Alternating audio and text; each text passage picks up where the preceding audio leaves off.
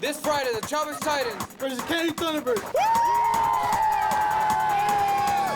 Kicking off from KERO 23 ABC Studios in Bakersfield, it's time for 23 Yardline. Brought to you by the three-way automotive giant. Big selection, small prices. Young & Nichols Law Firm, always for the people. Coldwell Banker Preferred, we never stop moving. Bakersfield College, because great education means great employees. And Carl's Jr., just the way it is. Get ready, football fans. There are no timeouts left, and the ball is on the 23-yard line.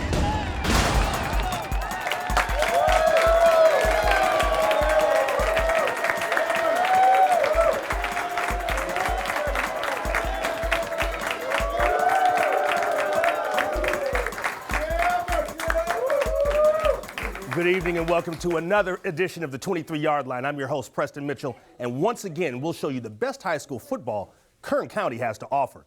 Tonight, we welcome two teams to our studio audience who will meet next Friday, the Cesar Chavez Titans and the Kennedy Thunderbirds. Now, as we look to the Chevy three-way tailgate party, both squads seem like they're getting pretty comfortable back there. And that's just the start of things. In addition, my man Kennedy's Anthony Hill here has got our helmet cam going on. Anthony, what are you going to be checking out today? So I'm just checking out everything around here. Take a look, my man, see what's going on around here. There are lots going on. And as we step into the locker room, teams were trying to get back and regroup from canceled games from last week due to one of those lightning storms. Now, these cancellations caused a lot of problems, and some games were not even replayed. Last night, Centennial, the Golden Hawks, they stayed home to entertain North. Now, the scoreboard tells the story, and Centennial led big in the third quarter. Now, the same quarter, and Centennial is trying to add more. Bryce Worrell takes the handoff, gets a huge block, and he turns the corner, and he's got some running room. He'll cut back against the grain and appears headed for 6, but he'll be stopped deep inside North territory, which would set this up. Centennial quarterback John Bresson is going to pump fake, and he's going up top to Michael Martins, who juggles but gets control of the peel and the touchdown. 37-zip Centennial.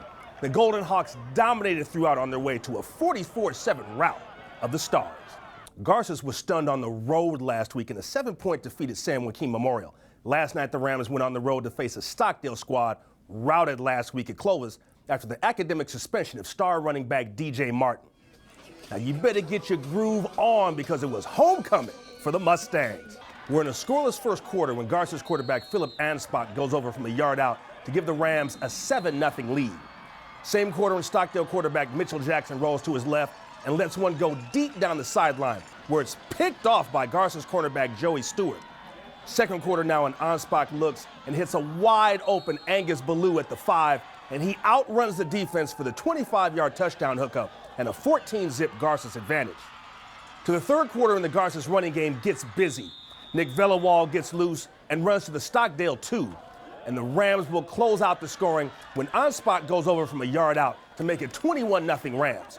GARCES would go on to complete the 21-0 blanket of the Mustangs. We knew that Stockdale lost a couple of key players, but we told our kids we got to go out and play, and they came out and played, and we got a 21-0 victory, our first shutout of the season, and we're really proud of how the kids played. Liberty was hyped as it hosted Highland for homecoming.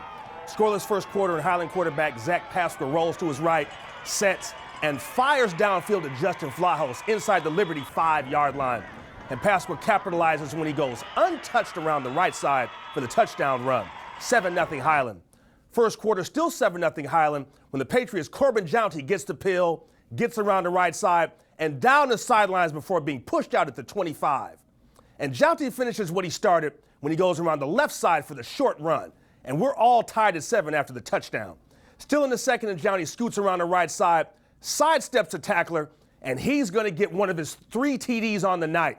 Liberty would go up 14-7 at that point, and Jounty would really show off last night to the tune of 263 yards rushing and 35 carries as the Patriots beat Highland 33-14. Frontier was busting out all over on the road at West. Now we're in the third quarter, 33-zip Frontier when Eddie Torres hands off to Triton Douglas, who bulls his way past 2 tacklers into the end zone.